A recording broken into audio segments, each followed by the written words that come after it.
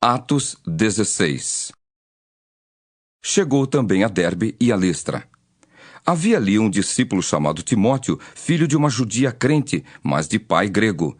Dele davam bom testemunho os irmãos em Listra e Icônio. Quis Paulo que ele fosse em sua companhia, e por isso circuncidou-o por causa dos judeus daqueles lugares, pois todos sabiam que seu pai era grego. Ao passar pelas cidades, entregavam aos irmãos para que as observassem, as decisões tomadas pelos apóstolos e presbíteros de Jerusalém.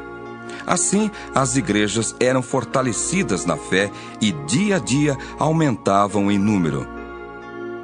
E percorrendo a região frígio-gálata, tendo sido impedidos pelo Espírito Santo de pregar a palavra na Ásia, defrontando Mísia, tentavam ir para Bitínia, mas o Espírito de Jesus não o permitiu. E tendo contornado Mísia, desceram a Troade.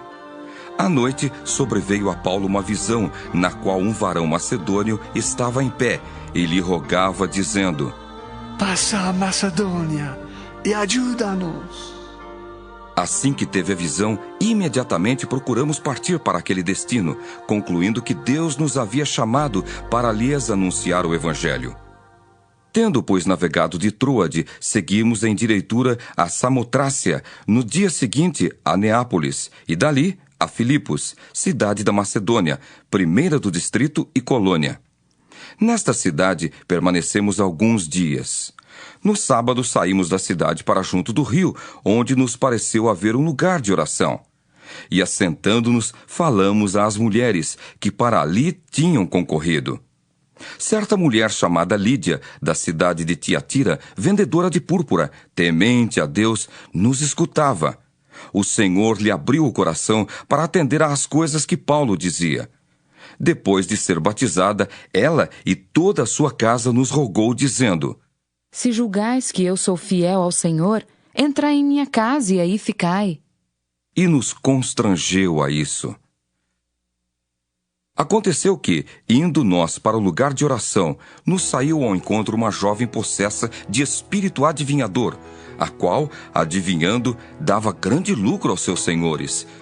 Seguindo a Paulo e a nós, clamava, dizendo: Estes homens são servos do Deus Altíssimo e vos anunciam o caminho da salvação. Isto se repetia por muitos dias. Então, Paulo, já indignado, voltando-se, disse ao Espírito: Em nome de Jesus Cristo, eu te mando, retira-te dela. E ele, na mesma hora, saiu. Vendo os seus senhores que se lhes desfizera a esperança do lucro, agarrando em Paulo e Silas, os arrastaram para a praça, à presença das autoridades. E levando-os aos pretores, disseram: Estes homens, sendo judeus, perturbam a nossa cidade, propagando costumes que não podemos receber nem praticar porque somos romanos. Levantou-se a multidão unida contra eles, e os pretores, rasgando-lhes as vestes, mandaram açoitá-los com varas. E depois de lhes darem muitos açoites, os lançaram no cárcere, ordenando ao carcereiro que os guardasse com toda a segurança. Este, recebendo tal ordem, levou-os para o cárcere interior e lhes prendeu os pés no tronco. Por volta da meia-noite, Paulo e Silas oravam e cantavam louvores a Deus, e os demais companheiros de prisão escutavam. De repente, sobreveio tamanho terremoto que sacudiu os alicerces da prisão. Abriram-se todas as portas e soltaram-se as cadeias de todos. O carcereiro despertou do sono e, vendo abertas as portas do cárcere, puxando da espada, ia suicidar-se, supondo que os presos tivessem fugido. Mas Paulo bradou em alta voz: Não te faças nenhum mal, que todos aqui estamos. Então o carcereiro, tendo pedido uma luz, entrou precipitadamente e, trêmulo, prostrou-se diante de Paulo e Silas. Depois, trazendo-os para fora, disse: Senhores, que devo fazer para que seja salvo? Responderam-lhe: Crê no Senhor Jesus, e serás salvo tu e tua casa.